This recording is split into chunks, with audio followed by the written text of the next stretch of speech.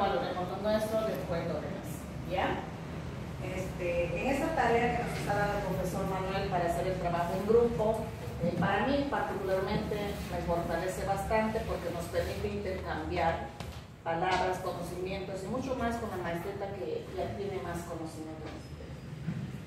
El tema era ocupar o tratar estas tres palabras: huauqui, ñaña, turi y pani.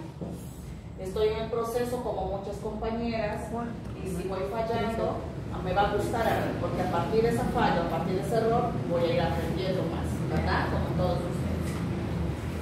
Dice huauqui, riyay, ñayatakuk. Dice amigo, vaya a traer tu leña, o ve y a traer tu leña. ¿Ya? Luego, ñaña, huachpata, mipuicanqui.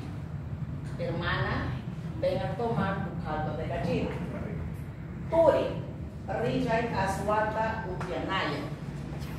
Amigo, ven a tomar tu chicha. Y pani, y machupicanqui. Amigo, ¿cómo te llamas? Muy bien. ¿Sí? Aplausos. Bravo, bravo. Bravo, Chanita.